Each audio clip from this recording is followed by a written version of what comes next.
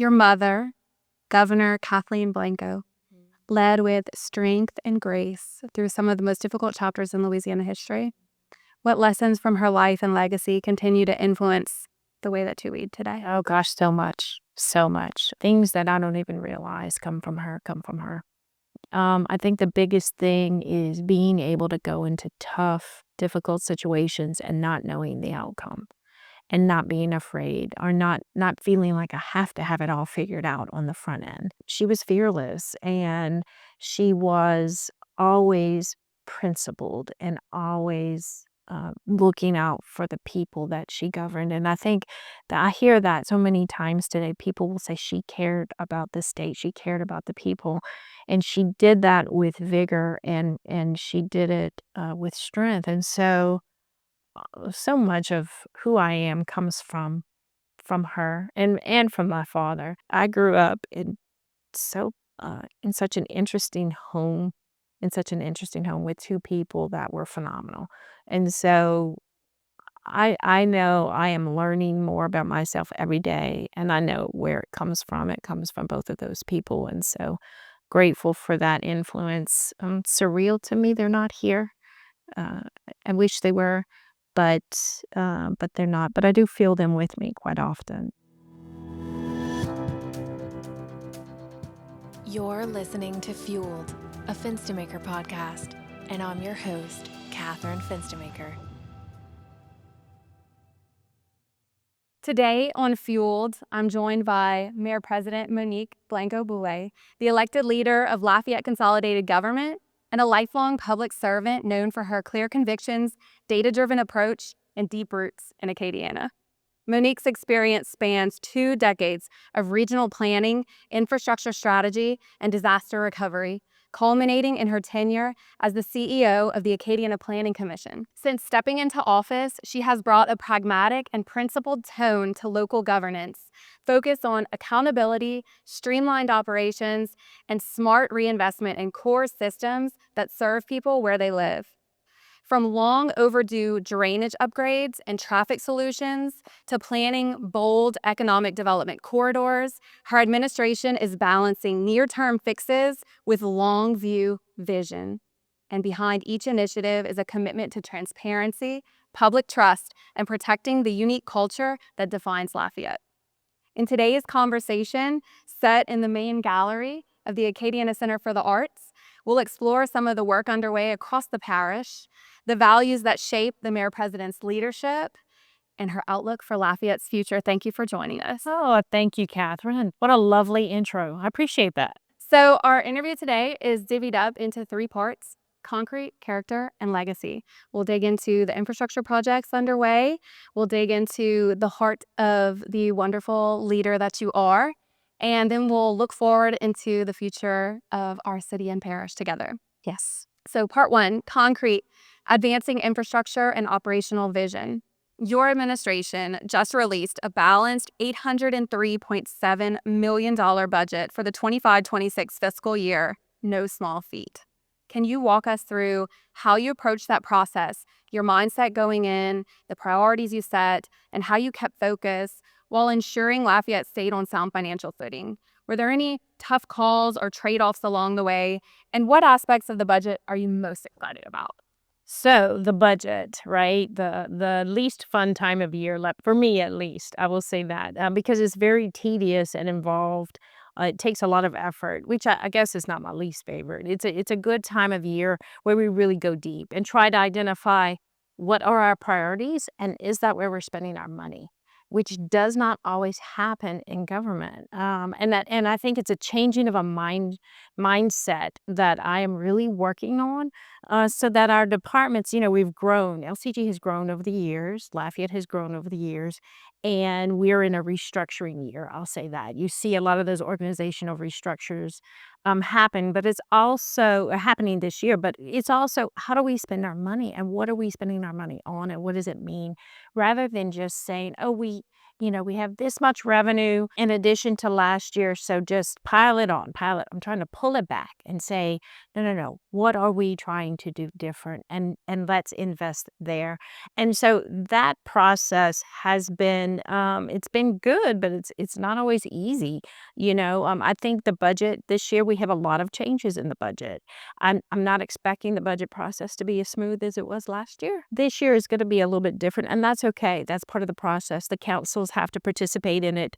That is what their job is allocating money. And so we start that process next week.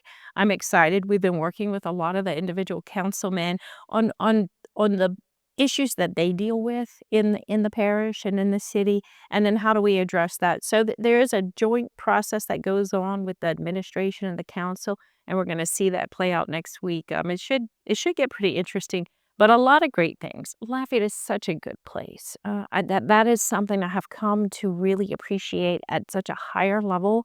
Being in this position, I grew up, I've always loved it. I lived in Texas for a while and I always wanted to come home. So it's not that I didn't appreciate it, but seeing it from this perspective, there's so many great things here. And the people we say that all the time, but it's true and it's real. And so I'm excited. So about aligning numbers with priorities and keeping your focus on the people. Yeah. At the end of the day. Yeah. And almost $1 billion budget.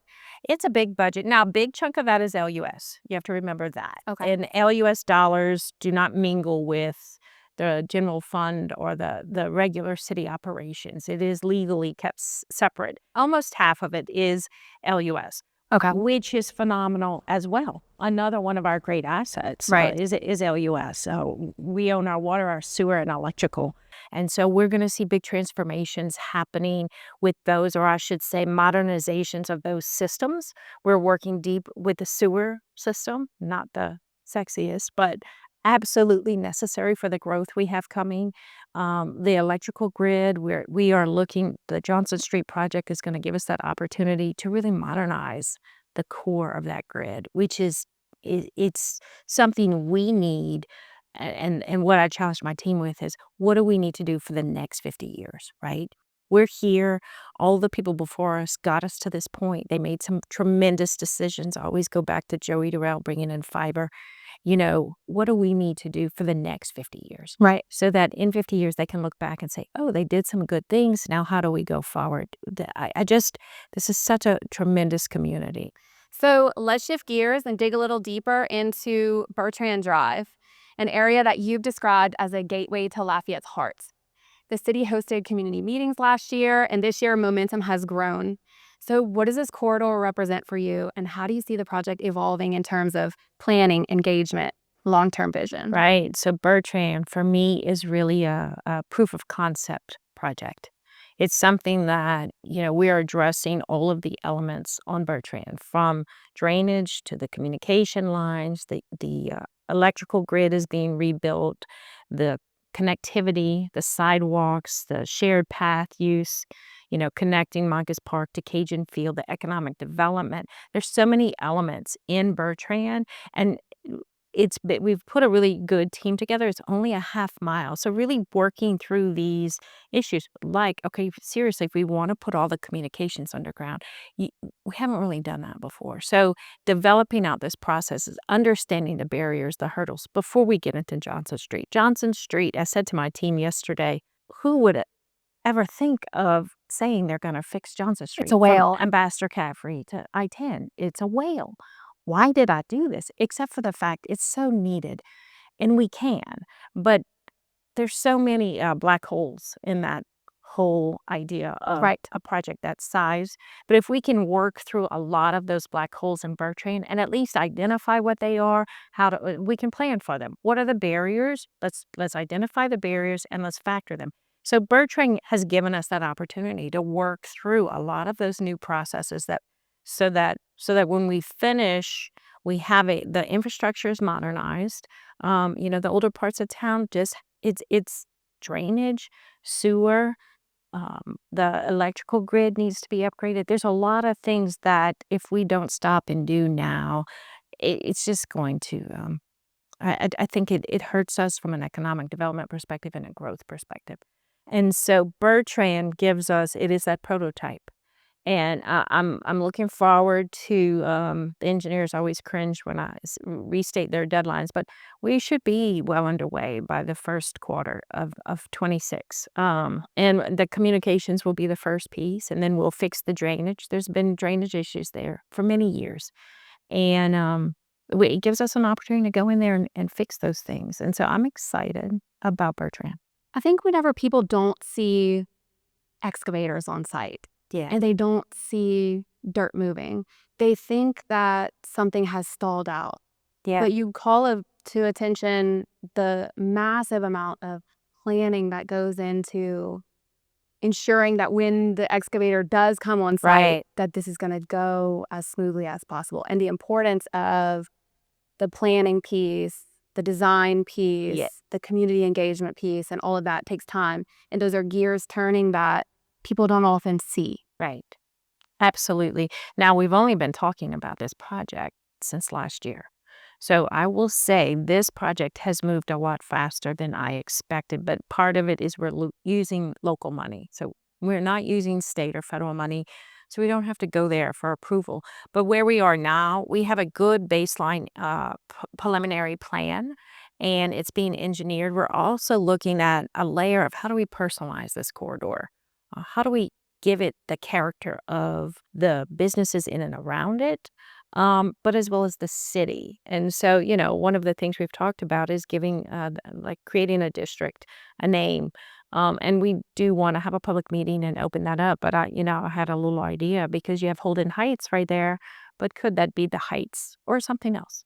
To where we give it some personality instead of just, putting in sidewalks and trees, but let's also give it some identifiers to who we are. So I definitely want to see that type of activity with Johnson Street.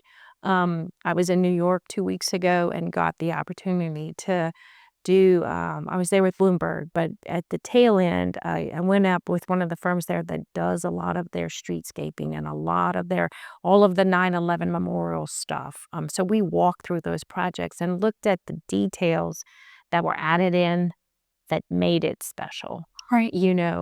Understanding how important stakeholder input is and making it relative to the people who live here. And so I'm excited. I have big ambitions for Johnson Street, and it's putting a lot of pieces on the front end together to make it viable. But it's coming into place. I'm going to say that it's not easy, and I'm not saying it's easy and done, but it's moving, and it's going to take a good bit of planning on the front end. Bertrand is a great, walkthrough before we do that, that. and so we'll see. Proof of concept. Proof of concept. When you take the time to do that, it makes the big elephant a whole lot easier. Yes. And you mentioned about the details, and there's a quote that I really like. It says, "It's in the fine details of any operation that truly make it first class." Yes. And that's so true. Yes. And I like that you're thinking about that for Lafayette. And we don't have all those details figured out. We really do need some feedback from the public and from the people who live and work around it, to make it relevant. You recently announced $7.9 million in state funding for infrastructure and public safety. Are there specific efforts positioned to move forward or scale because of that infusion? So this is capital outlay money. These are projects we work on with our legislators and getting funding from the state.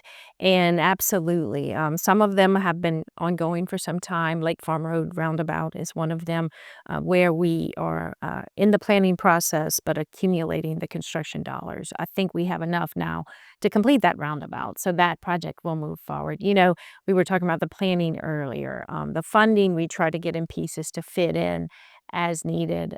With the state, they really want you spending the monies they allocate in that year, which sometimes is hard because it's also state funding, so you have to also factor in their processes. But yeah, excited about that. There's some money there for Johnson Street, There's some money there for Lakefront Road, for the North Lafayette Redevelopment Authority, and then several other things that are definitely in motion. Talk to me a little bit about capital outlay. Talk to me about the relationships that you have to form and cultivate, and the flames that you have to stoke in that regard as a local leader to garnish Yeah. such funds. So first and foremost, let me say this, you have to have a good relationship with the governor. At the end of the day, he is the yes or no on those dollars. But then your legislators are critical in that process. They and we have a great group. Let me just say, we have a great group of legislators. I'm excited about our legislators.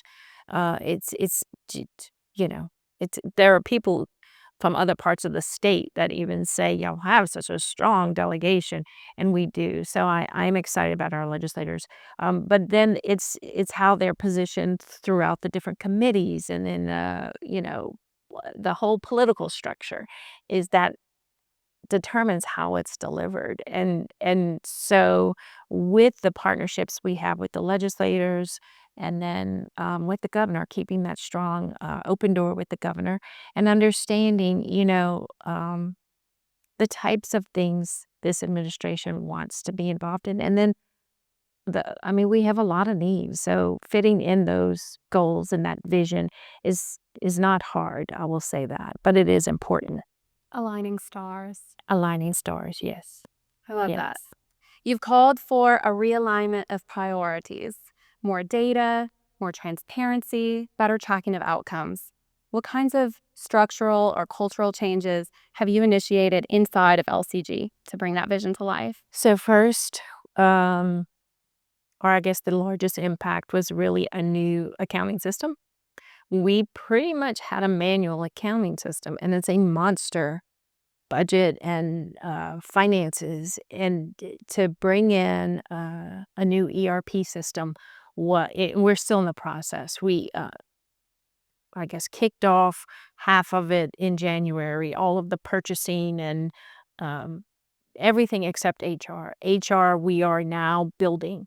So it will be a 2-year implementation. And so just giving us access to the financial data, understanding all of the different pots one single project might be funded from, is not something we could do very easily when I came into office. You might say, how are we paying for that? Well, I think some is coming from here and some is coming from there. Can we get a project sheet? Can I understand this project, how we're paying for it? What is the timing? That type of information was paralyzing our time.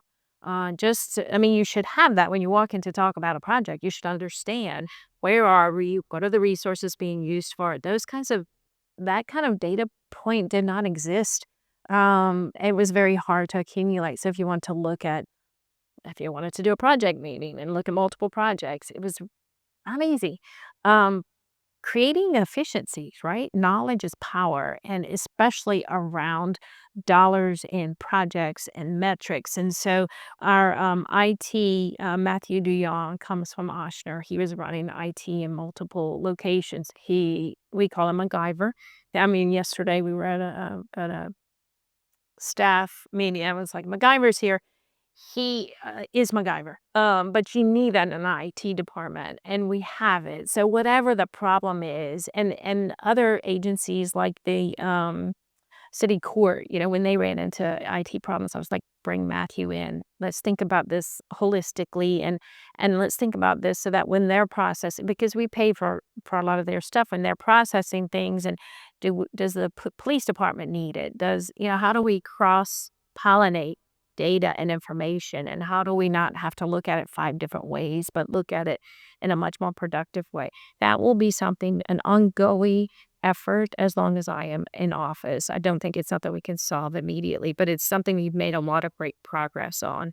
And I think you always have to look at your systems, your technology. How do you improve it? How do you make it work for what your goals are? Drainage has been a cornerstone of your administration, with millions in federal funding already targeting detention upgrades along the Vermilion. Your new budget expands investment in the Drainage Betterment Program, and proposes launching local home elevation buyout program. Can you talk about the progress you're seeing and how you're defining success, both short and long term, for these efforts? Yeah, so drainage is a monster. We came in and there were some older projects that we are still managing, I guess, and still working with to bring to completion. Simultaneously, there are some areas that are low and they're going to flood no matter what we do. And so that's where the buyout program comes in. If somebody has flooded, and it's not just that you got water, but you have to report it, you have to file insurance. When you go through all those processes, many times you're considered a repetitive flood property. And so FEMA has always given us money to buy out those properties. But once we do that, we can't do anything else with it. The federal regulations come in. We have to maintain it. It becomes kind of a liability for the city. And so if we use our own money, we can then allow it to go back into commerce. However, not built low or, with drainage regulations, with new regulations so that it doesn't flood again, built high enough or whatever the need is for that particular property. Using our own money allows us to then not have properties just deemed out of commerce forever.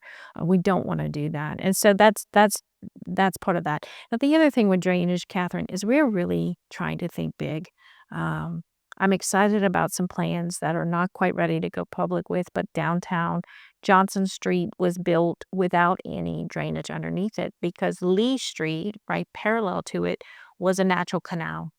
And so all of Freetown and all of downtown drains to Lee Street.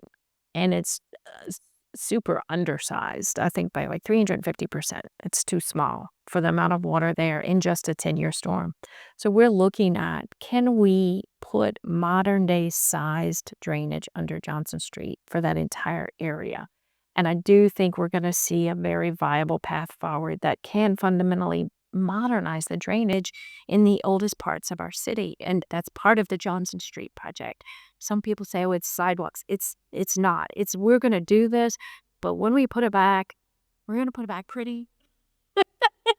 We're not putting it back just blasé, right? If we're going through all of this, it needs to be functional. It needs to serve as many needs as this community has. And do it well the first time. It costs less. It's quicker. It's more effective. Then you get to go on to the next problem and then the next issue. And so you want to be checking as many boxes as possible. Correct. So drainage, and I'm hoping we can look at drainage across the entire parish. We are reorganizing the drainage department. Right now it happens in 3 different departments. Wow. Let me say that. And so we had a drainage meeting yesterday with our key people in different departments, and we have some great talent there.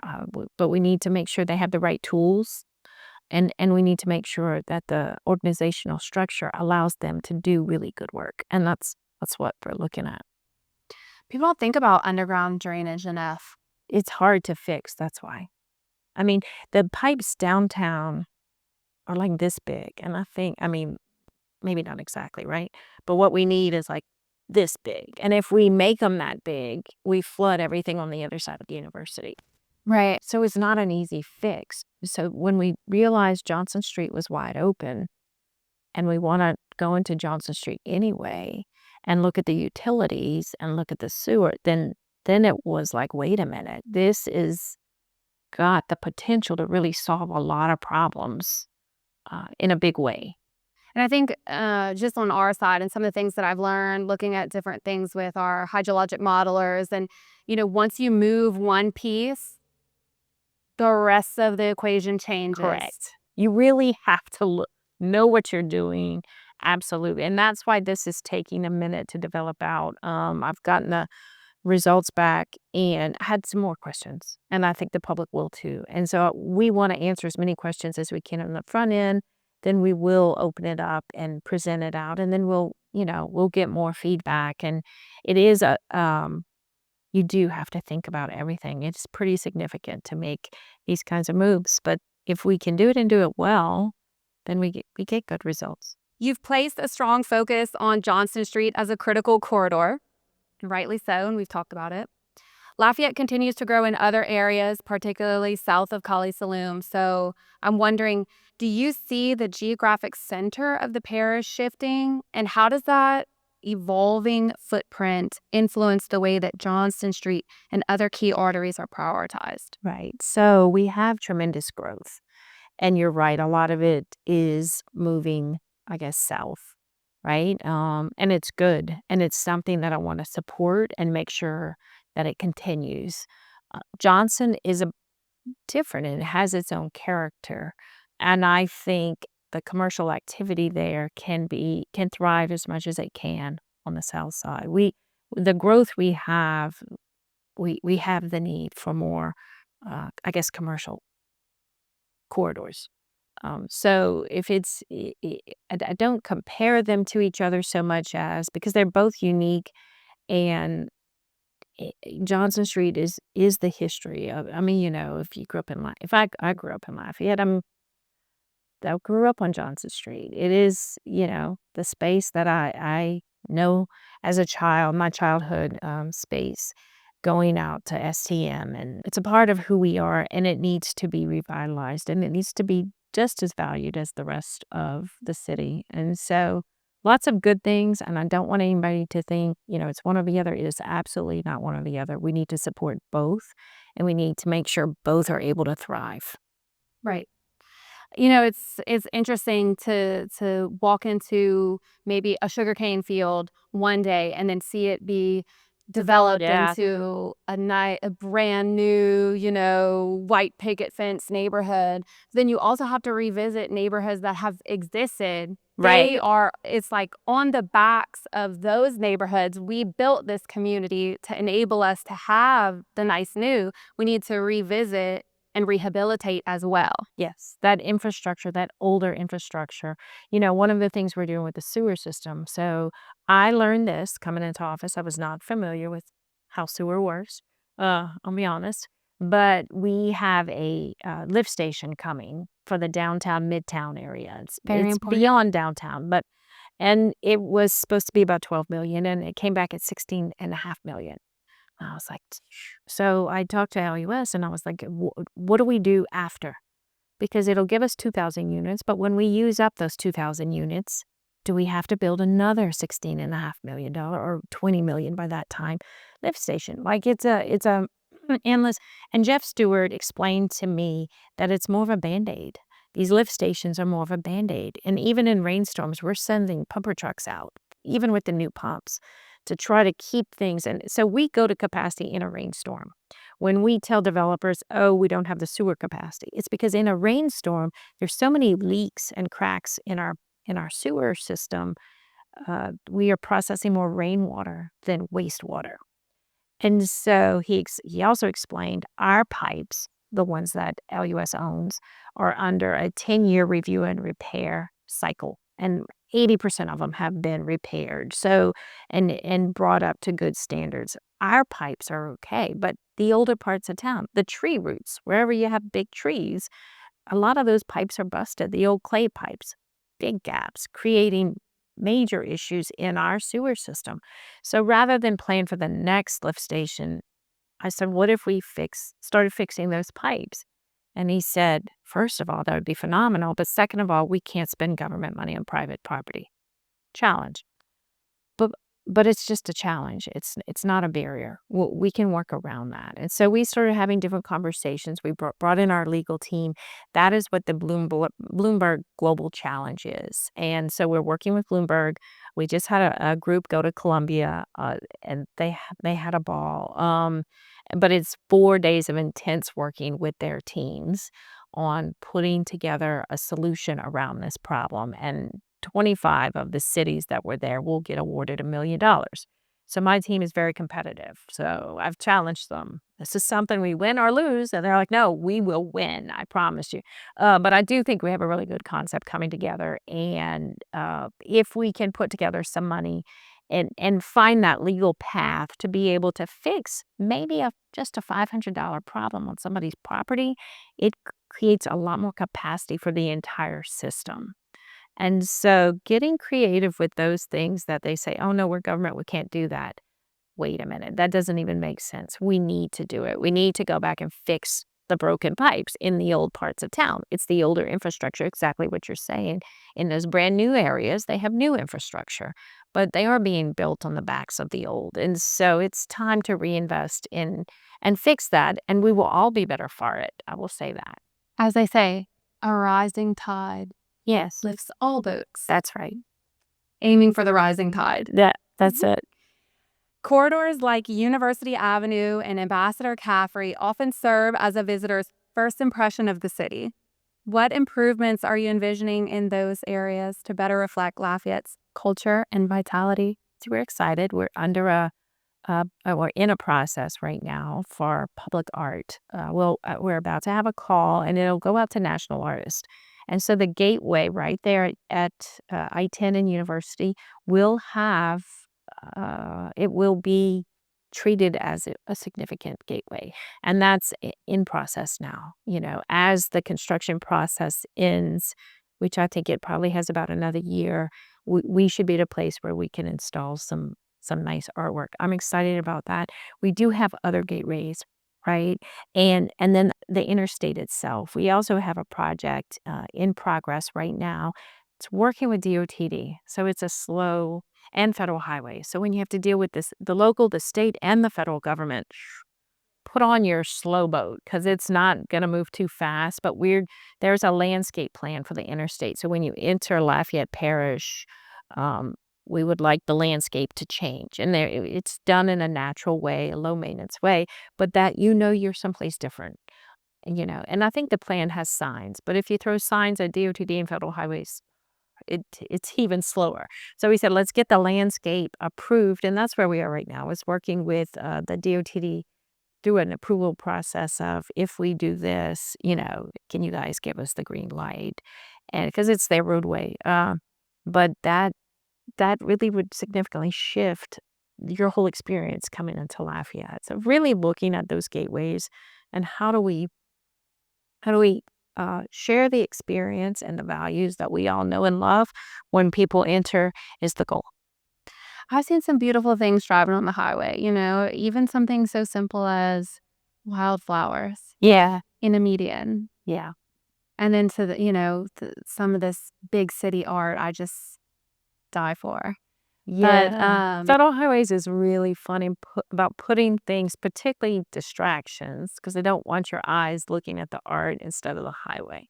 So that's where you get into okay, what can we do? Can we look at the landscape? Can we, look at what's planted and how it's planted?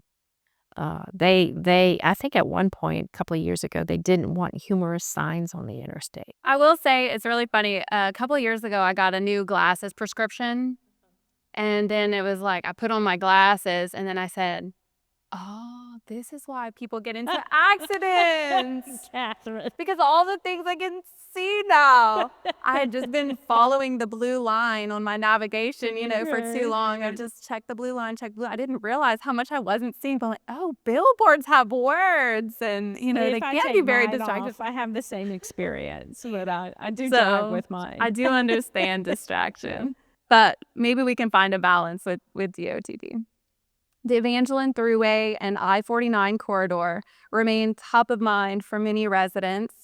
With DOTD rehabilitation underway and evolving plans for the corridor, Lafayette Consolidated Government just broke ground on the $5 million 12th and Surrey Streets Streetscape project, the first major streetscape initiative tied to the Evangeline corridor's broader revitalization. Very exciting.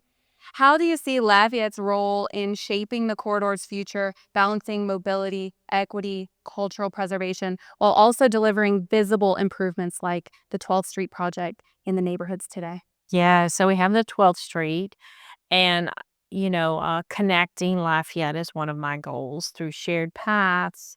Then the 12th Street in Surrey, and then in the new budget, we do have money for Jefferson Boulevard, and that is that piece of Jefferson Street once you get to the other side of Evangeline Thruway.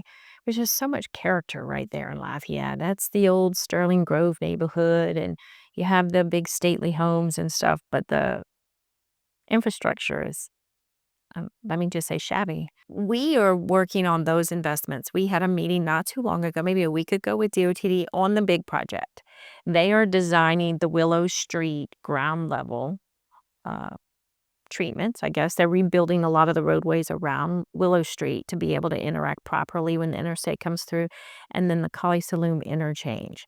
So hopefully we get to preliminary designs. I will tell you, they're expecting the ROD to be complete in 26. I've met with all of our congressional members. Everybody's on board. Congressman Higgins is really ready to lead the charge for funding for I-49.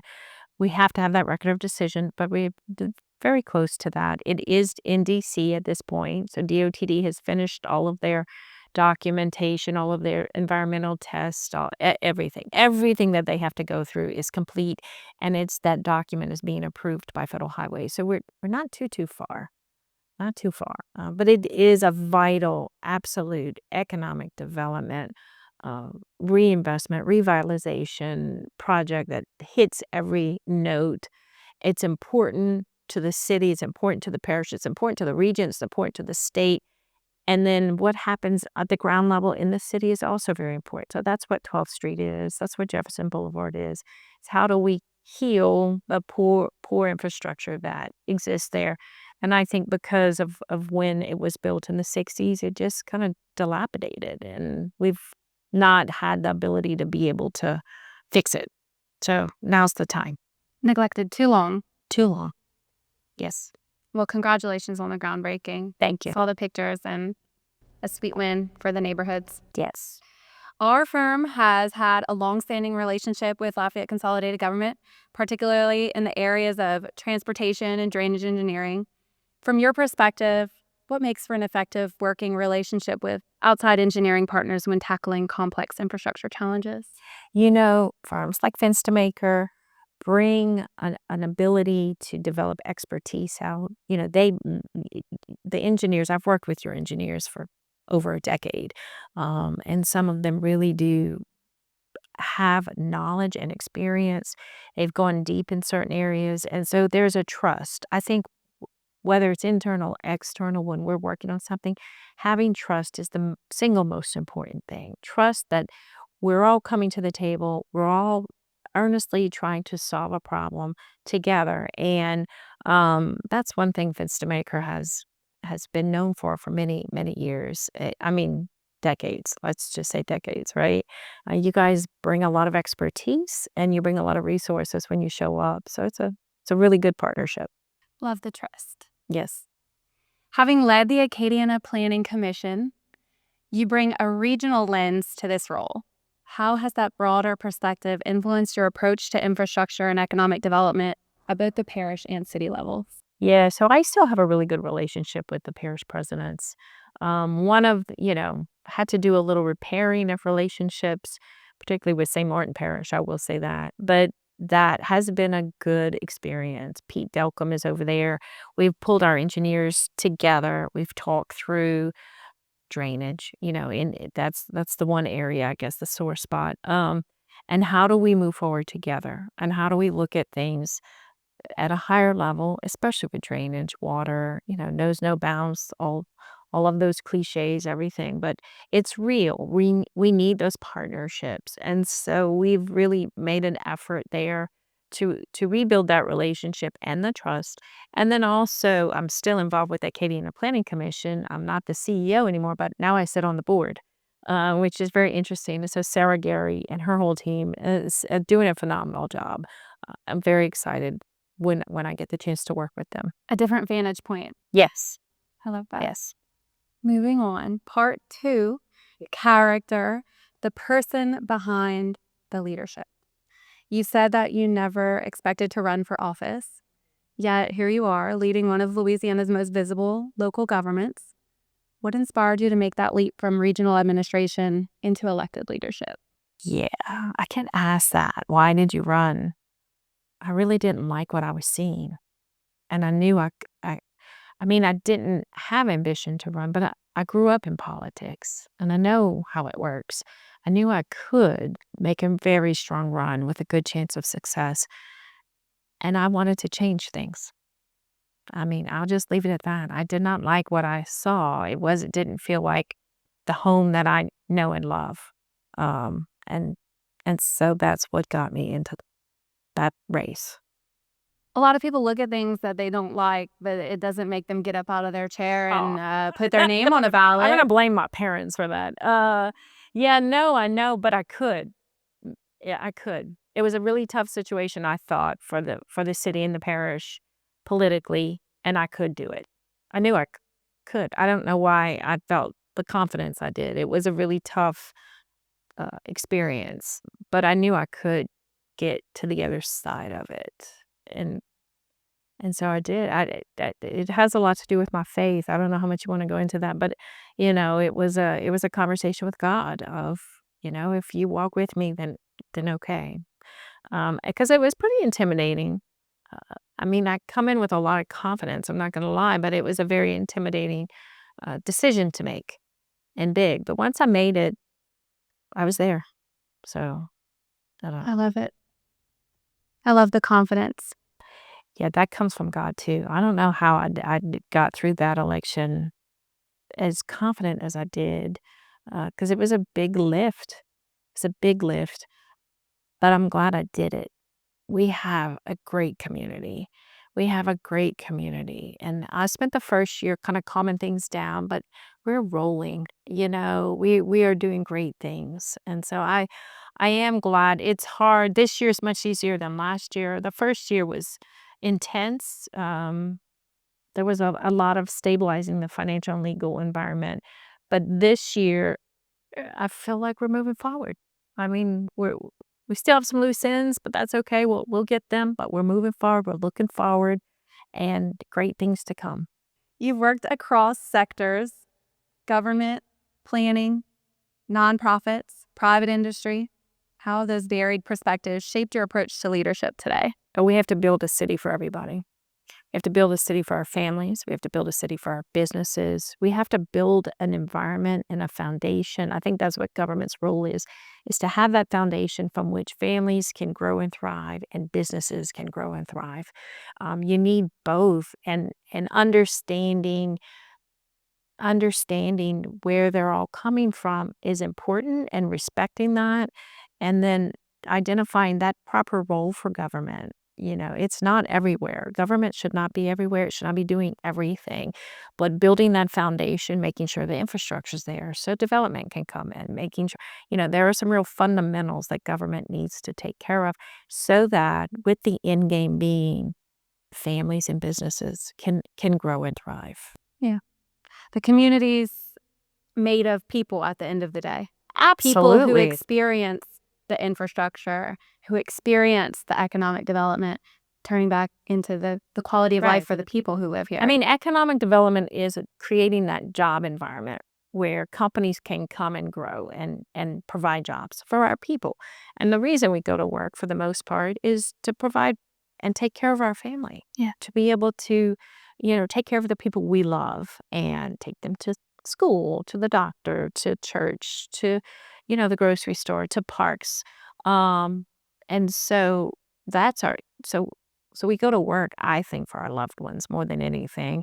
And that healthy economic ecosystem is important so that we can do that. And we can do it in a way where we can take care of those people we love. The family unit, the family most unit. important. Yes. The most important gear that make all the others turn.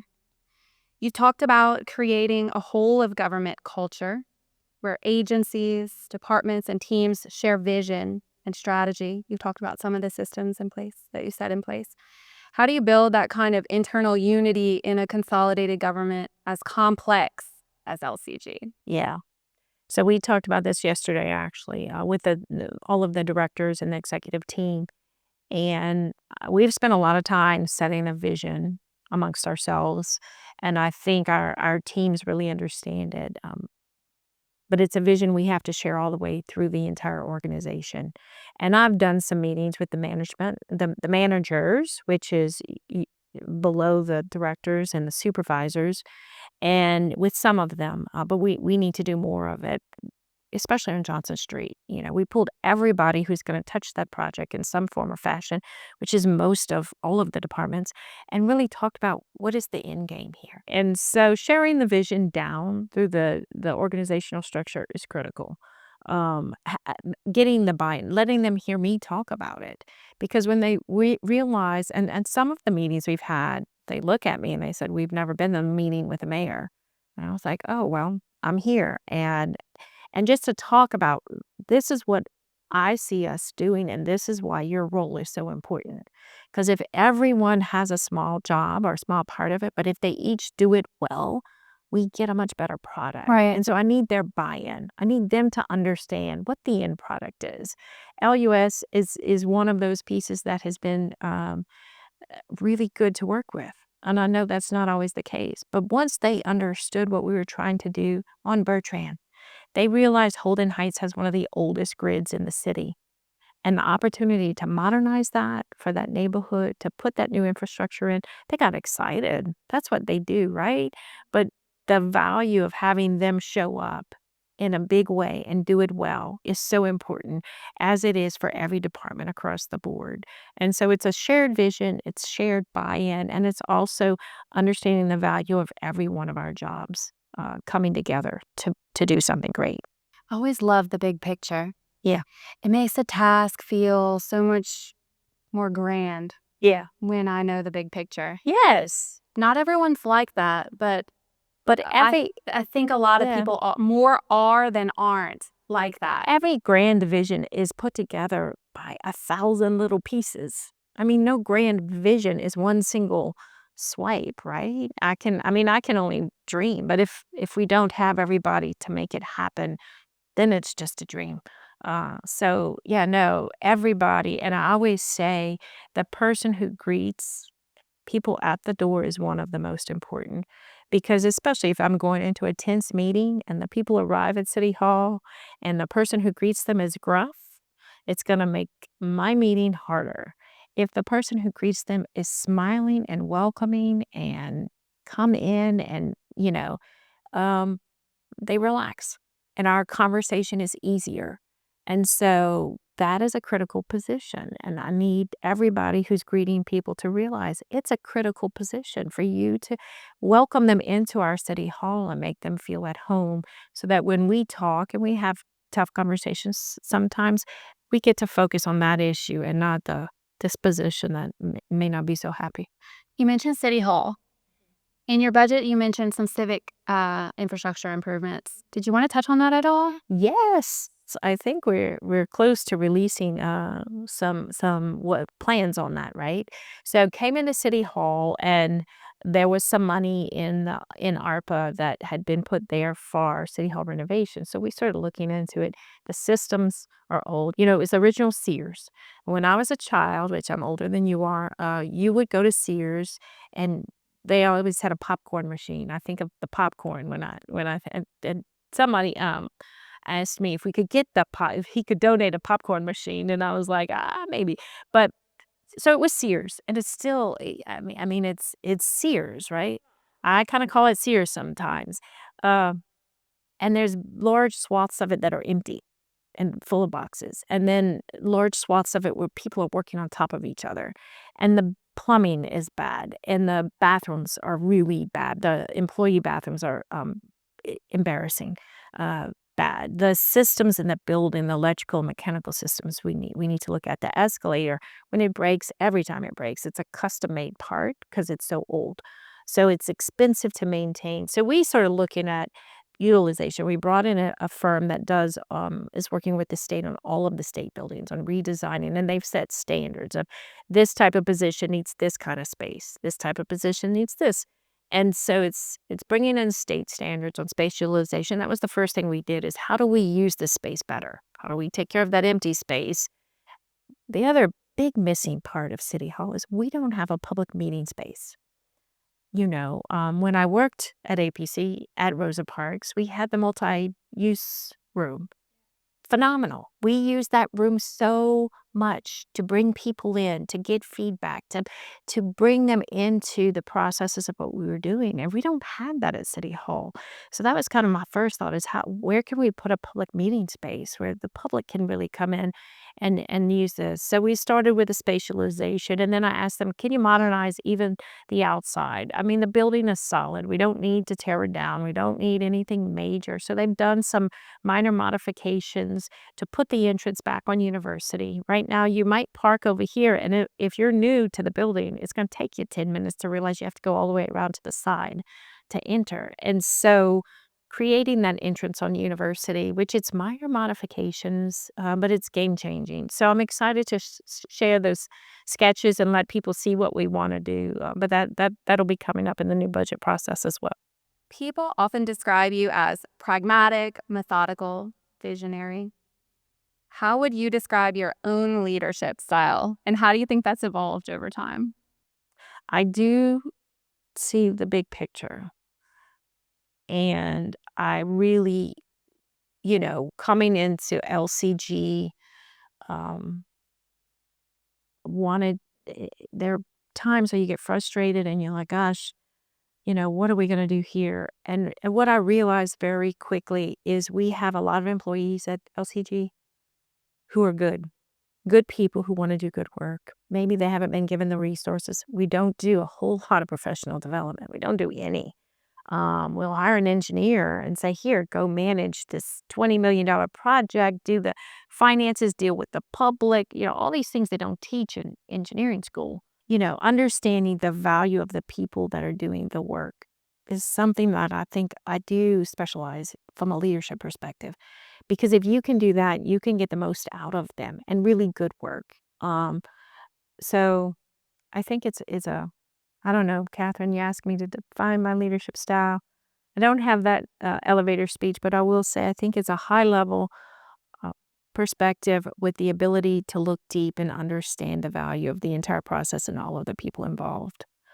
And then look at the long game. I do like to look long, and I do like to aim high.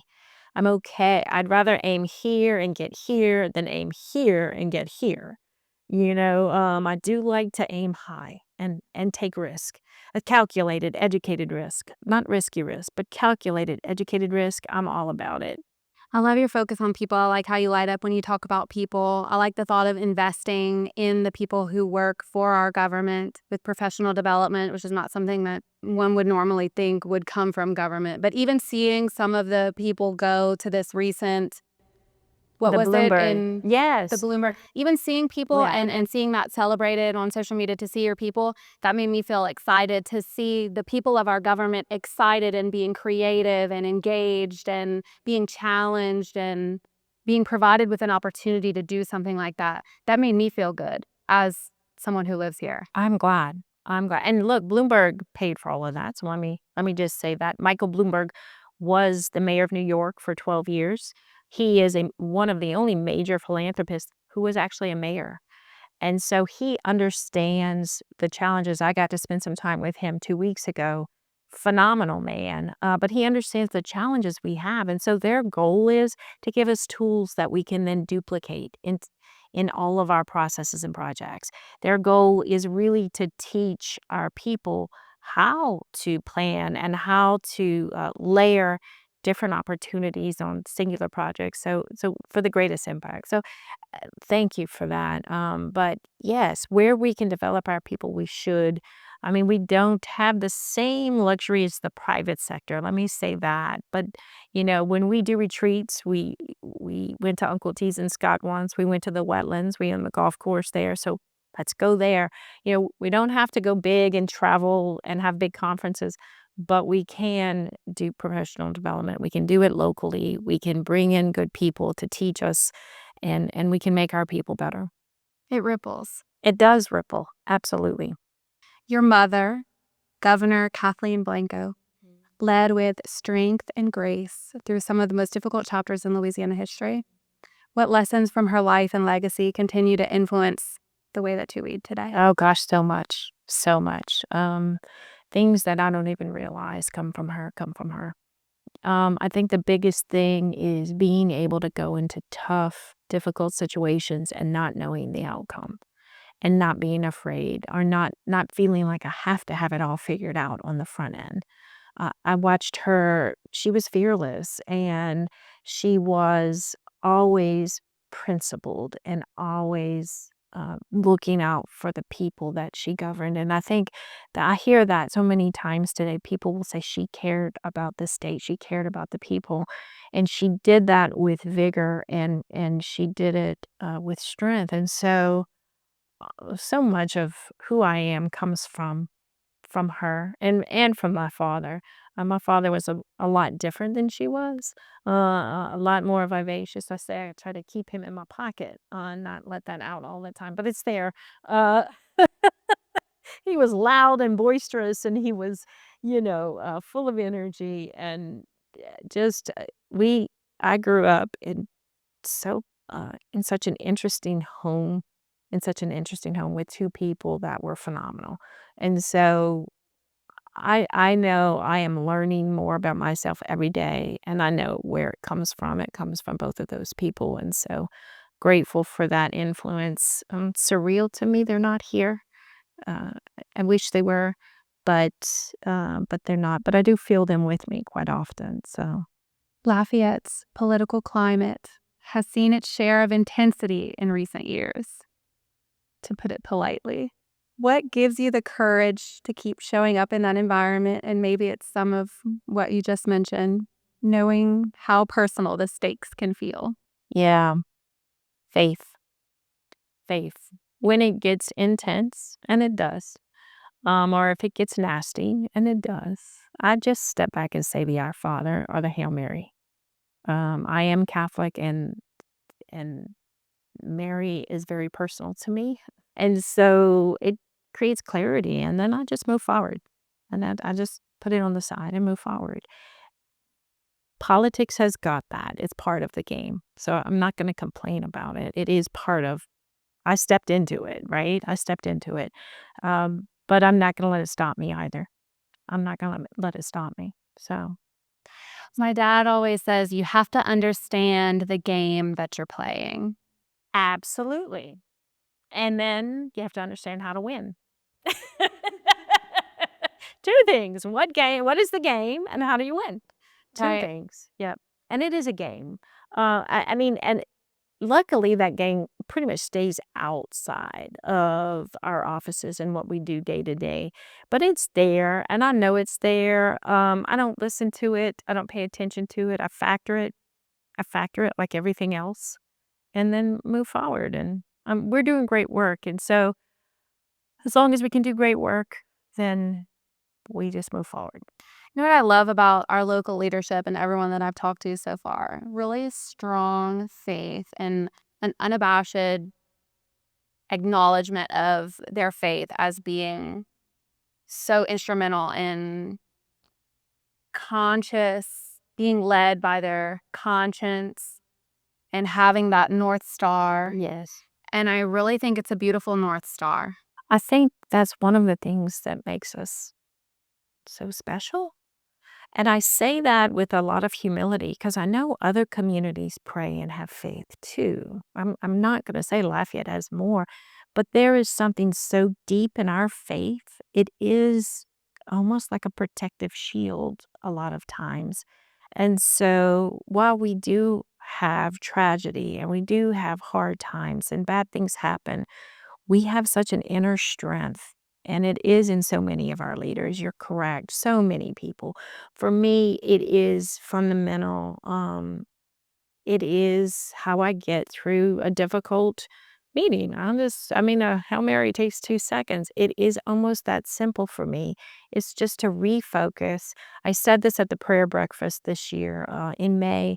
I got up and said a prayer, and a big part of my prayer is, Jesus, reset my table and make sure it's reset in a way that I can lead for you. If I'm not doing this for me, if I'm doing this for the greater good and for Christ and for our Lord, then I'm okay. The rest of it will fall into place. And if it gets ugly, well, it just gets ugly. You just brush that to the side and keep moving. And so that is very genuine with me, is reset me, because sometimes I'll get, caught up. Reset me and make sure I'm on the right path for your work. And so many people in Lafayette have that kind of faith. I am certainly not alone. Um, and you're correct, it's phenomenal. It really is. Makes for a good leader.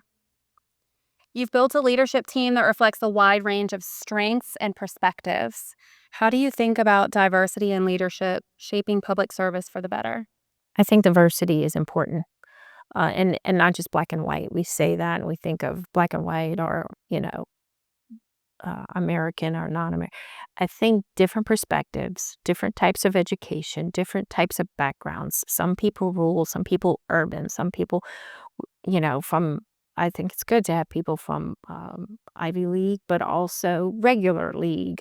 I think when you bring a diverse group of thought processes together, you always get a better answer. You always get a perspective that, is more is deeper and more effective. And so I do believe diversity is important. I love to see it reflected out in your team. Yeah. You've spoken about the importance of values and balance. Talk to me about how your family has shaped the way that you lead. You've spoken about your mom and your dad, Yeah. but your family, your husband, your children. What kind of perspective or grounding do they give you, especially during the most demanding moments? David has been unbelievable. I'm going to say this. I don't talk about him probably enough or often. It took him a minute to adjust to this idea. Let's be fair. It was, even though we grew up in it, and I mean, we've been married for 32 years. It took him a little minute, but once he embraced it, he is what, he is my rock. I mean, I go home. He makes sure I eat healthy. He makes sure I have everything I need. He is my bouncing board. Sometimes, he wants to weigh in, and I'm like, honey, I need you, to be my husband. But I also learned a lot from him. I mean, from watching his career. He was very involved in deep water development in the Gulf from a global perspective. And so by nature of being his wife, I did participate in that in a lot of ways and learned about putting big projects together. He was involved in those big, giant projects around the world, whether it be in Norway or Australia or, even in the Middle East. He spent time there. And so I got to see it at a high level and then work with him later on in his career. When we moved back here and he got into smaller businesses, we actually spent about 5 years working together in the private sector. And it was good. It was good. Maybe not long term, but it was a good thing. So not only is David my rock, but I also learned a lot from his career. And so, I raised kids for 15 years. I stayed home. I do believe women can do anything. Me personally, I can't do it all at the same time. I needed to kind of do it at the right time, and having him be there and support me is one of the greatest gifts, I think. What a blessing. Yes. A quality man. Yes, he is. He goes to mass every day and prays for me. Can you ask him to add me to his list? Yes. Okay, part 3, Monique. Legacy. A vision for Lafayette's future.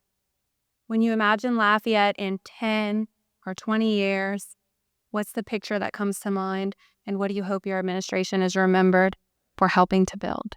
I want people to look back and say that Lafayette, they invested in themselves and they made themselves better. And they also evolved into a city where their young people want to be.